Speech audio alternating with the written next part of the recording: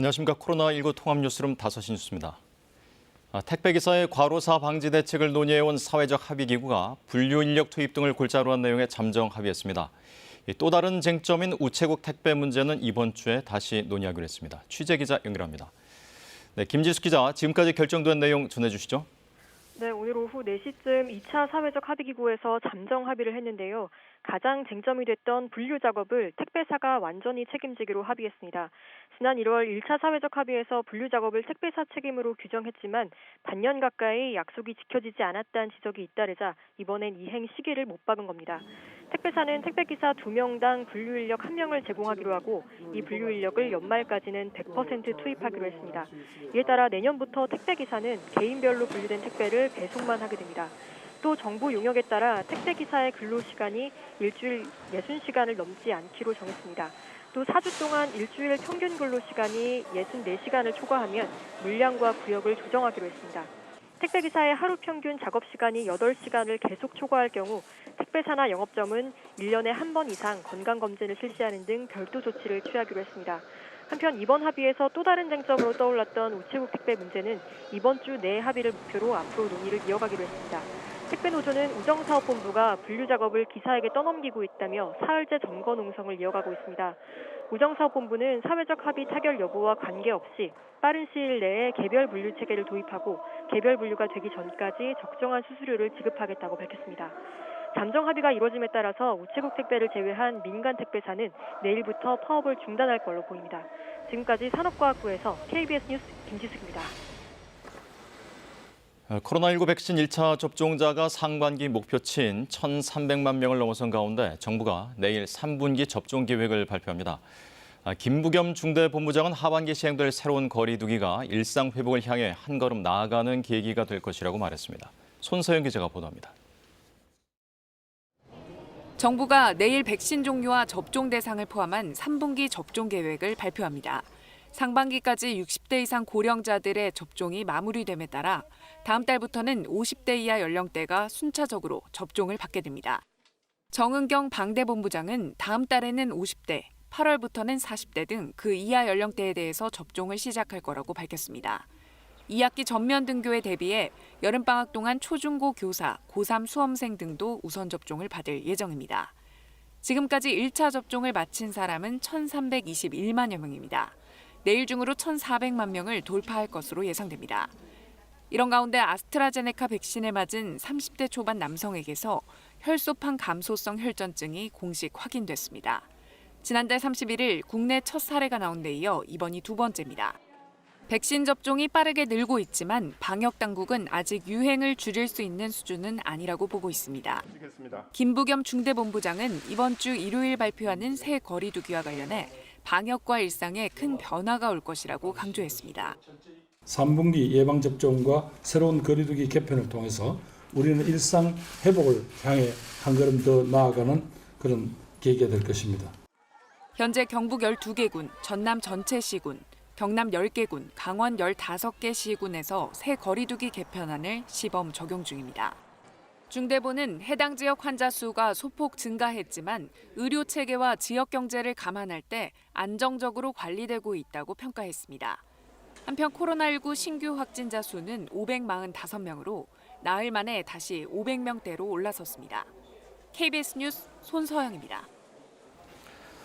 2주일 만에 최소 확진자를 기록했던 경기도에서 하루 만에 다시 70명이 늘어난 190명의 신규 확진자가 나왔습니다. 김포시와 용인시의 어학원을 중심으로 집단 감염이 계속되고 있기 때문입니다. 황진우 기자가 보도합니다. 오늘 0시까지 집계된 경기도의 코로나19 신규 확진자는 109명입니다. 이 가운데 해외 유입 사례 6명을 제외한 184명이 지역 감염 사례입니다. 하루 전 120명으로 2주일 만에 최소 확진자를 기록했었는데 하루 만에 다시 이달 평균을 크게 넘는 109명으로 증가한 겁니다. 시군별로 보면 용인 27명, 김포 24명, 수원, 성남 16명, 이천 12명 등이었는데 용인과 김포에서 확진자가 많이 나온 건 새로운 집단 감염 때문입니다. 김포시에서는 운양동에 있는 한 어학원에 직원과 강사, 수강생과 학부모 등 이틀 사이 26명이 확진 판정을 받았습니다. 최초 다른 지역에서 확진 판정을 받았던 직원 1명까지 누적 확진자가 27명입니다. 900여 명을 전수검사했는데 아직 검사 결과가 다 나온 게 아니어서 확진자는 더 늘어날 수 있습니다. 방역당국은 인근 유치원 6곳과 학교 7곳의 등교 수업을 중단시켰습니다. 용인시에 있는 어학원과 성남시의 반도체 칩 제조업체에서도 새로운 집단 감염 사례가 보고됐는데 지금까지 16명의 확진자가 나왔습니다. 이 밖에 의정부시 학습지센터의 누적 확진자가 11명이 됐고 군포시 의료기기 업체 관련해서는 누적 확진자가 13명으로 증가했습니다. 소규모 연쇄 감염은 76명으로 40%고 감염 경로를 알 수 없는 사례는 64명으로 33.6%입니다. 사망자는 나오지 않아 경기도의 코로나19 누적 사망자는 사흘째 648명입니다. KBS 뉴스 황지루입니다. 충북 충주의 한 사방댐 공사 현장에서 거푸집이 무너져 3명이 다쳤습니다. 그중 1명은 위중한 상태인데요. 관계 당국은 안전수칙 위반 여부 등을 조사하고 있습니다.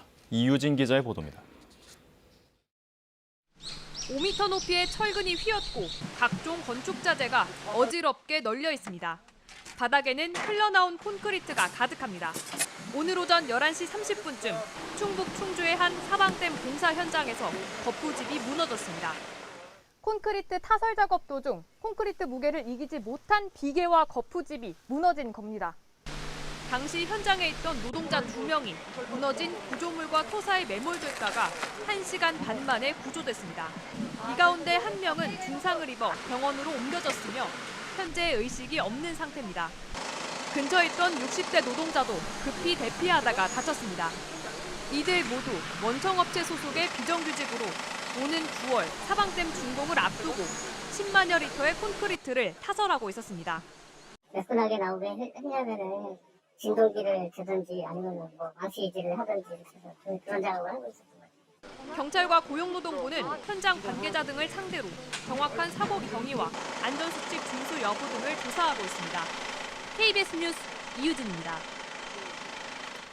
광주 철거 건물 붕괴 사고를 수사 중인 경찰이 재개발 사업 시공사인 현대산업개발 본사를 압수수색했습니다. 경찰은 철거 공사의 다단계 하도급을 불법으로 잠정 결론 내리고 업체 선정 과정에 문제가 없었는지 집중 수사하고 있습니다. 양창희 기자입니다. 광주경찰청 수사본부가 오늘 오전 서울 용산구 현대산업개발 본사를 압수수색했습니다. 건설본부와 안전관리부서, 서버 보관실 등 3곳이 대상입니다. 현대산업개발은 붕괴 사고가 일어난 광주 학동 4구역의 시공사입니다. 경찰은 압수수색을 통해 철거업체 선정 과정 등을 들여다볼 예정입니다. 경찰은 현대산업개발이 한솔기업에 맡긴 철거공사가 다시 백솔로 재하도급된 것은 불법이 맞다고 잠정 결론 내렸습니다. 또 명목상으로 별개의 업체인 한솔기업과 백솔이 광주뿐 아니라 인천과 전북 등에서도 함께 작업한 사실을 확인했습니다. 경찰은 현대산업개발뿐 아니라 재개발조합 관계자 등을 상대로 하도급 계약 과정을 조사하고 있다고 설명했습니다. 한편 철거 계약 전반에 개입한 혐의로 입건되기 바로 전날 미국으로 출국한 문흥식 전 5.18 구속부상자 회장은 수사팀과 연락이 되고 있는 상태인 것으로 나타났습니다. 경찰은 문 전 회장이 귀국해서 조사를 받을 수 있도록 설득하고 있다고 밝혔습니다. 경찰이 붕괴 사고와 관련해 현재까지 입건한 피의자는 문 전 회장을 포함해 모두 14명입니다. 이 가운데 굴착기 운전사와 현장 공사 책임자 등 2명에 대한 사전구속영장 심사는 내일 오전 11시 광주지방법원에서 열립니다. KBS 뉴스 양창입니다. 국방부 검찰단이 성추행 피해 공군 부사관 사망 사건과 관련해 초동 수사를 지휘한 것으로 지목된 공군본부 법무실을 압수수색했습니다. 수사가 본격화된 지 15일 만입니다. 정유진 기자입니다. 국방부 검찰단이 공군 본부 법무실을 압수수색했습니다. 국방부 검찰단은 오늘 오후 군 검찰의 부실 수사와 국선 변호인의 피해자 신상 정보 유출 혐의에 대한 조사를 위해 공군 본부 법무실 관계자들의 사무실 등에 대한 압수수색 영장을 진행하고 있다고 밝혔습니다. 압수수색 대상에는 전익수 공군 법무실장 사무실도 포함된 것으로 알려졌습니다. 공군본부 법무실은 초기 수사를 담당했던 공군 20전투비행단 군검찰의 상부 조직으로 수사를 사실상 지휘하고 사건 보고를 받은 것으로 알려졌습니다. 20비행단 군검찰은 피해자가 사망할 때까지 2달 동안 가해자 조사를 한 차례도 하지 않고 휴대전화 압수수색 영장도 집행하지 않는 등 부실 수사 정황이 확인된 상태입니다.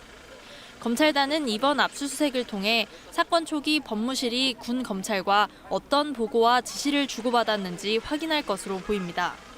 또 피해자의 신상 유출과 관련한 자료 확보에도 주력할 것으로 관측됩니다. 유족들은 앞서 지난 7일 공군본부 소속의 국선 변호사를 피해자의 인적 사항과 사진 유출 혐의로 고소하기도 했습니다.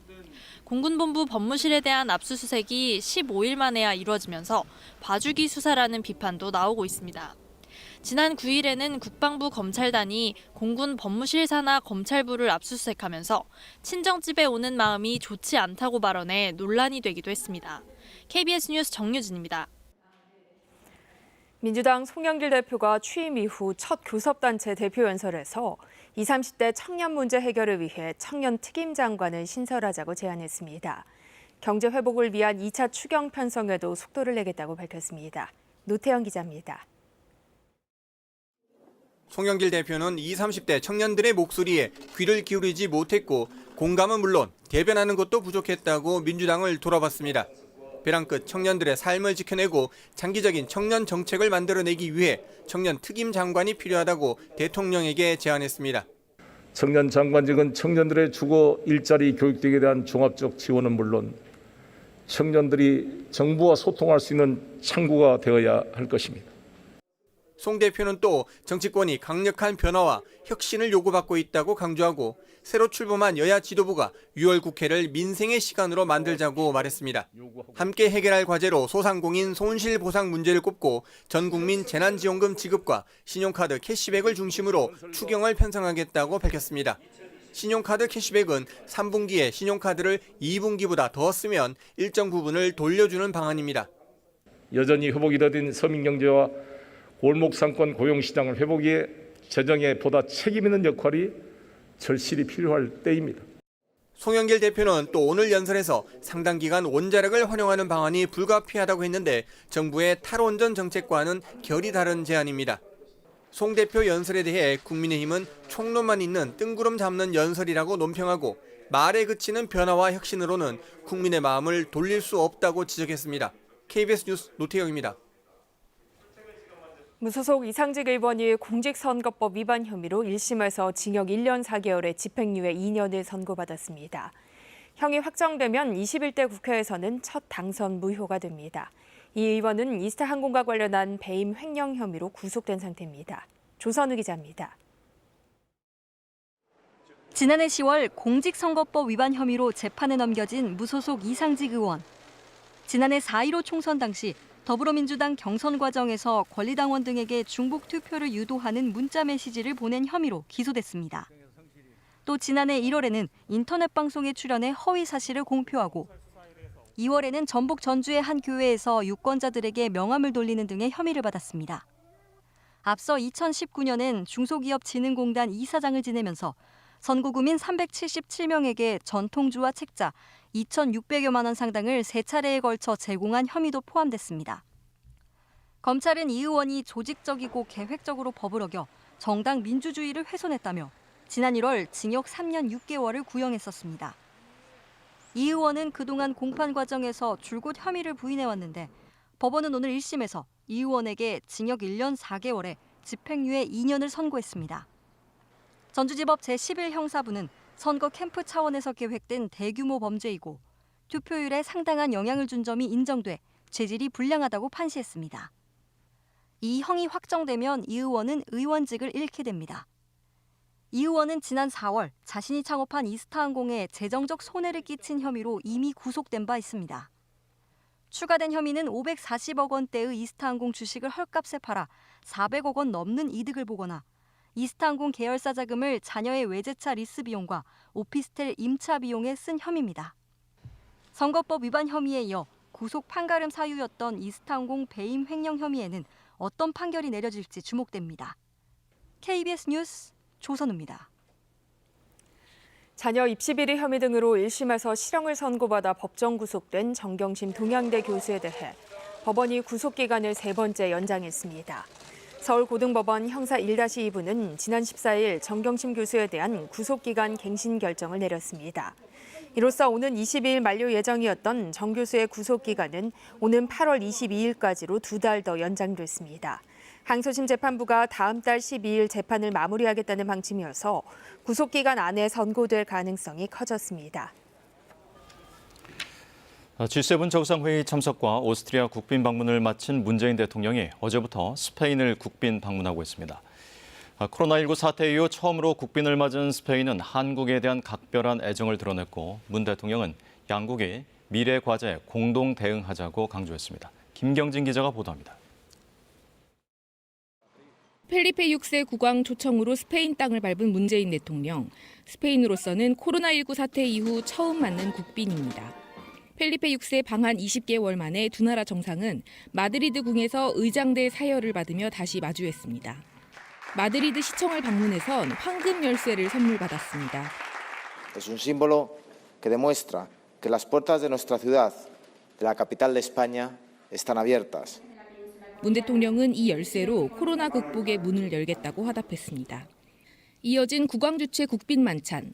펠리페 6세 국왕은 영화 기생충과 가수 방탄소년단이 스페인에서 인기란 점을 언급했고 문 대통령은 스페인 음식과 축구가 한국에서 인기라고 말한 뒤 양국 간 협력을 강조했습니다.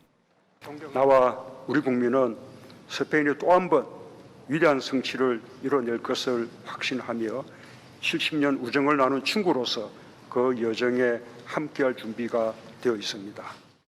문 대통령은 이어질 산체스 총리와의 회담에서 코로나19 극복을 위한 보건협력 증진을 비중 있게 다룰 전망입니다. 또 무역 투자 확대 방안과 친환경 미래산업 협력 등도 주요 의제로 오를 것으로 보입니다. 청와대 고위 관계자는 EU 내 4대 강국인 스페인과 전략적 협력 관계를 강화하는 계기가 될 것으로 기대한다고 말했습니다.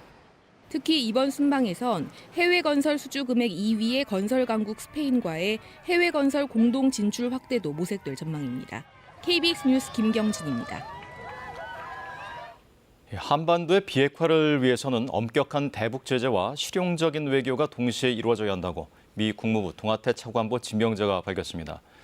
미 상원에서 열린 인준 청문회에서 나온 발언으로 동아태 차관보는 한반도와 동아시아 정책 실무를 총괄하는 자리입니다. 워싱턴에서 김양순 특파원의 보도입니다. 데니얼 크리튼 브링크 미 국무부 동아태 차관보 지명자가 대북 정책에서 엄격한 제재와 실용적 외교가 동시에 이루어져야 한다고 밝혔습니다. 미 상원 인준 청문회에서 한반도의 완전한 비핵화를 위해선 외교와 억지가 둘 다 필요하다며 한 말입니다. I will work to ensure North Korea and others abide by UN Security Council resolutions while supporting a calibrated and practical diplomatic approach. 크리튼 브링크 지명자는 바이든 대통령이 한반도의 완전한 비핵화에 전념하고 있다며 자신의 정책 우선순위 중 하나는 북한의 핵과 미사일 프로그램의 위협을 줄이는 것이라고 강조했습니다. 그러면서 대북 제재와 관련해선 현재 북한에 가해지고 있는 제재 체제가 집행되도록 하는 것이 중요하다고 말했습니다. What is your current assessment of the role sanctions can play in putting pressure on the North Korean regime? I do agree. Enforcing the sanctions regime with tools that we have, together with UN tools, I think is vitally important to the denuclearization goals that we have.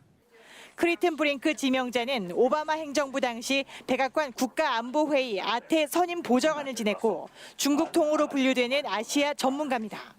바이든 행정부는 그간 대북 정책 검토 결과로 북한의 조율된 실용적 외교적 접근을 큰 틀에서 제시하면서도 유엔 안보리 대북 제재와 관련해선 각국의 제재 이행을 강조해 왔습니다.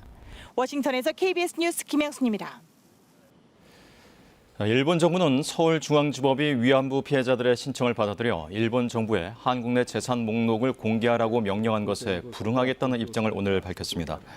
일본 정부 대변인인 가토 가스노부 관방장관은 오늘 정례 기자회견에서 올 1월에 서울중앙지법 판결은 국제법과 한일 양국 간 합의에 명백히 반하는 것으로 매우 유감이며 결코 받아들일 수 없다는 입장을 밝혀왔다고 말했습니다. 이어 가토 장관은 일본으로서는 한국에 국가적인 책임을 주고 국제법 위반 상태를 시정하기 위한 적절한 조치를 강구할 것을 계속 강하게 요구해 나갈 것이라고 강조했습니다. 최근 G7 정상회담과 나토 정상회의에서 중국 견제론이 대두된 가운데 중국은 미국이 병이 중에 약 처방이 필요하다며 강도 높게 비판했습니다. 그러나 유럽연합에 대해서는 전략적 동반자라며 끌어안기에 나서는 등 반중 전선 확대에 고심하는 분위기입니다. 베이징에서 김민성 특파원입니다. 신장 자치구 인권 문제와 홍콩 자치권 훼손, 타이완 해협의 평화 문제, 그리고 코로나19 기원 논란. G7 정상들은 중국 책임론이 담긴 공동 성명을 발표했습니다. 이에 대해 중국 외교부가 공식 입장을 내놓았습니다. G7 정상회담 공동 성명은 유엔 헌장의 원칙에 어긋나며 미국 등 소수 국가들이 천하를 호령하던 시대는 지나갔다고 주장했습니다.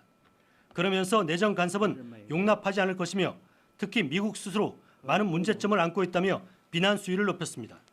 美国病了，病得不轻。七国集团还是给美国把脉，开药方吧。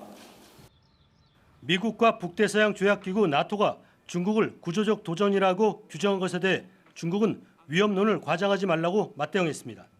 특히 회원국들에게 군비 지출 확대를 요구하면서 세계 평균보다 낮은 군비를 지출하는 중국에 대해 이중 잣대를 적용한다며 불만을 터뜨렸습니다. 중국은 그러나 유럽연합은 전략적 동반자라며 미국과 달리 중국 쪽으로 끌어당기려는 의중을 내비쳤습니다.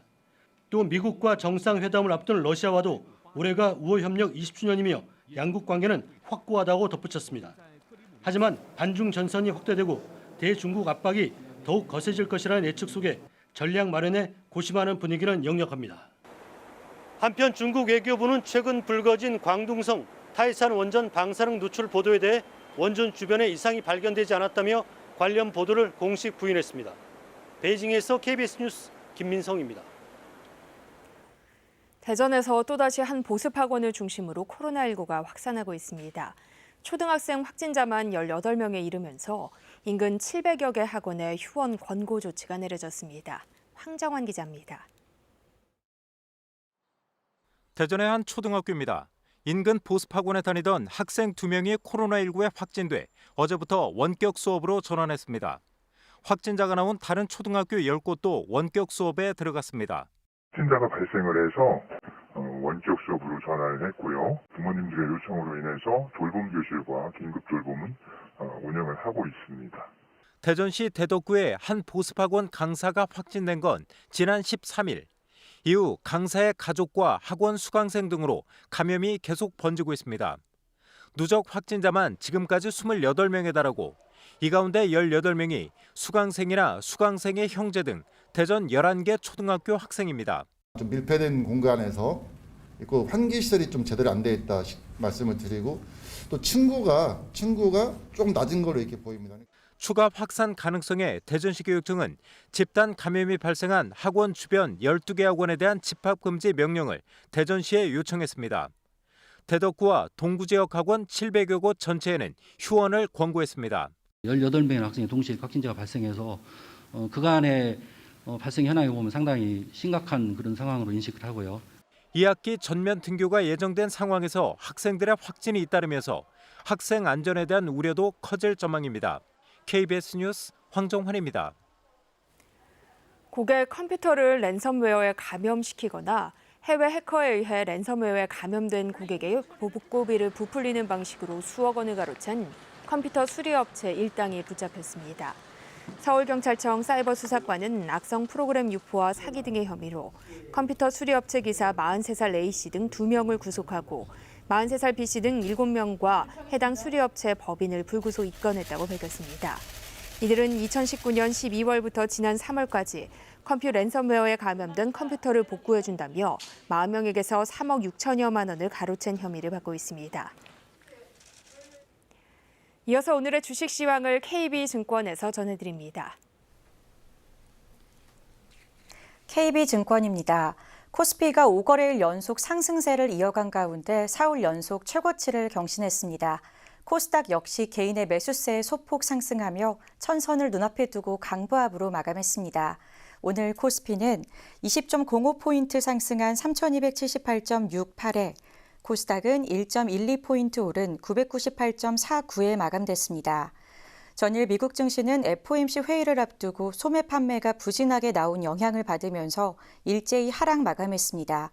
코스피는 개인의 매도 공세에도 외국인과 기관이 매수에 나서며 상승 마감했습니다. 신세계그룹이 이베이코리아 인수를 위한 우선 협상 대상자로 선정됐다는 소식에 관련주들이 강세를 보였고 그와 함께 인수전에 참여한 네이버도 좋은 흐름을 보였습니다. 또 코로나 백신 접종률이 높아지자 실적 개선에 대한 기대감이 커지면서 LG 생활건강이 6%대 강세를 보였습니다. 반면 최근 가파른 실적 성장세로 좋은 흐름을 보인 카카오는 8거래일 만에 약세로 돌아섰습니다. 오늘 원달러 환율은 20전 오른 1,117원 20전에 거래를 마쳤습니다. 지금까지 KB증권이었습니다. 오늘 중부와 호남 지역에서는 가을 하늘처럼 파랗고 쾌청한 하늘이 드러났습니다. 이 볕을 가려줄 구름이 많지 않아서 햇살은 따가웠고요. 기온이 높게 올라서 날이 많이 뜨거웠는데요. 중부와 호남 지역에서는 오늘 낮 기온이 30도 가까이 올랐습니다. 하지만 내일은 전반적으로 구름이 많이 끼면서 기온이 크게 오르지 못할 것으로 보입니다. 대부분 지역에서 낮 기온이 25도 안팎에 머물겠고요. 특히 동풍의 영향을 받는 동해안 지역은 20도 안팎에 머무르면서 비교적 선선한 날씨가 예상됩니다. 이 시각 위성 영상 보시겠습니다. 대부분 지역에서는 구름 한 점 없이 맑은 날씨가 이어지고 있지만 현재 동해안과 제주도에서는 약하게 비가 내리고 있습니다. 동해안 지역은 오늘 밤까지 비가 내리다가 그치겠고요. 제주도, 특히 지형적인 영향을 받는 제주도 동부와 산간 지역에서는 내일 오전까지 비가 약하게 이어질 것으로 전망됩니다. 또 동풍이 계속 내일까지 불어오면서 강원 산간과 동해안 지역에서는 안개가 짙게 끼겠습니다. 이후에도 우리나라는 고기압의 가장자리에 들면서 전반적으로 흐린 날씨가 계속되겠습니다. 내일 아침 기온입니다. 서울, 청주, 광주 19도, 대구 18도 등으로 오늘보다 조금 낮겠습니다. 낮에도 기온이 평년 수준에 못 미치는 날씨가 예상되는데요. 서울과 청주 25도, 광주 26도, 대구 24도 등으로 오늘 비가 내린 동해안과 영남, 제주도에서는 기온이 오늘보다는 조금 더 오르겠지만 그래도 평년 수준에 못 미치는 수준은 예상됩니다. 바다의 물결은 남해 먼바다에서 최고 4m로 거세게 일겠습니다. 금요일 전국에 비 예보 나와 있습니다. 새벽부터 낮 사이에 비가 내리겠고요. 비의 양은 많지 않을 것으로 보입니다. 날씨였습니다. 코로나19 통합 뉴스룸은 7시 뉴스에서 이어집니다. 시청해주신 여러분 고맙습니다.